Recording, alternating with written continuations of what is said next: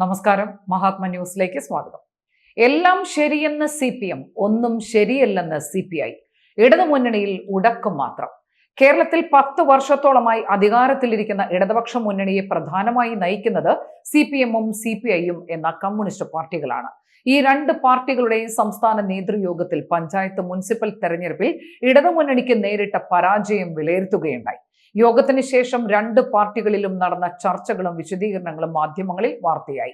CPM-ന്റെ സംസ്ഥാന നേതൃയോഗ ശേഷം party secretary Govinda master പത്രക്കാരോട് പറയുകയുണ്ടായി, ഇവിടെ ഒരു പരാജയവും ഉണ്ടായിട്ടില്ല, സർക്കാരിനെ പറ്റി ജനങ്ങൾക്ക് നല്ല മതിപ്പ് തന്നെയാണ് ഇപ്പോഴും ഉള്ളത് എന്നൊക്കെ. ഇതേ സമയത്ത് തന്നെ സംസ്ഥാന നിർവാഹക സമിതി യോഗം ചേർന്ന് CPM-ന്റെ നേതാക്കൾ മുഖ്യമന്ത്രി പിണറായി വിജയനെ രൂക്ഷമായ ഭാഷയിലാണ് വിമർശിച്ചത്. പിണറായി വിജയൻ ഒറ്റയാൻ ഭരണം നടത്തുന്നു എന്നാണ് മുതിർന്ന CPI നേതാക്കൾ കുറ്റപ്പെടുത്തിയത്. പിണറായി വിജയൻ തീരുമാനിക്കുന്നു, അദ്ദേഹം നടപ്പാക്കുന്നു, ഇതിൽ ഒന്നും ആരും ഇടപെടേണ്ട എന്ന സ്ഥിതിയാണ്. കുറച്ചു കാലമായി സർക്കാരിന്റെ പ്രവർത്തനങ്ങളിൽ CPI വലിയ അമർഷത്തിലാണ്.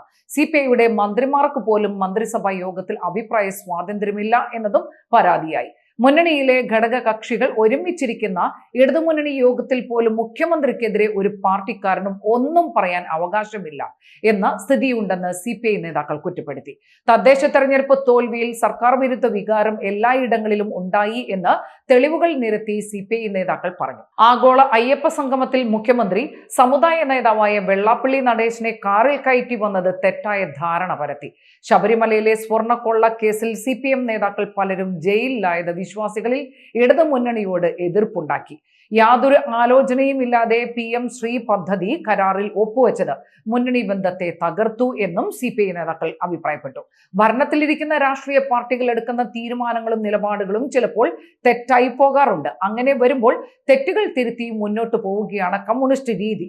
പിണറായി സർക്കാരിന് അത്തരത്തിൽ ഒരു ഗുണമേ കാണുന്നില്ല എന്നാണ് CPI നേതൃത്വം പറയുന്നത്.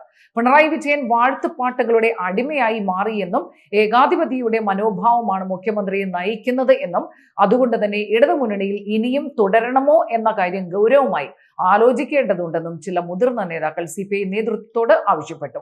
യോഗത്തിൽ പങ്കെടുത്ത എല്ലാ നേതാക്കളും തികഞ്ഞ നിരാശയാണ് മുന്നണി ബന്ധത്തിൽ പ്രകടിപ്പിച്ചത്. ഇതൊക്കെ കേട്ടിരുന്ന പാർട്ടി സെക്രട്ടറി ബിനോയ് വിശ്വം ഒരിടത്തും കൊള്ളാത്ത തരത്തിൽ അഴകുഴമ്പൻ മറുപടി പറഞ്ഞ് യോഗം പിരിച്ചുവിടുകയുണ്ടായി. എന്നാൽ ഇടതുമുന്നണി ബന്ധം ഉപേക്ഷിച്ച് മറ്റു മുന്നണി ബന്ധത്തിലേക്ക് മാറുന്ന കാര്യം CPI ഗൗരവമായി ചർച്ച ചെയ്യണമെന്ന ആവശ്യം സീനിയർ നേതാക്കൾ പറഞ്ഞിരിക്കുകയാണ്. ഇതിന് ഇവരെ പ്രേരിപ്പിച്ചിരിക്കുന്നത് വരുന്ന നിയമസഭാ തെരഞ്ഞെടുപ്പിൽ ഇടതുമുന്നണിക്ക് അധികാരത്തിൽ തുടരാൻ അവസരം ഉണ്ടാകില്ല എന്ന ധാരണയോടുകൂടി തന്നെയാണ്. അതുകൊണ്ടാണ് മുന്നണി ബന്ധങ്ങളിൽ ഒരു പുനരാലോചന വേണം എന്ന് മുതിർന്ന നേതാക്കൾ ആവശ്യപ്പെട്ടിരിക്കുന്നത്. നന്ദി, നമസ്കാരം.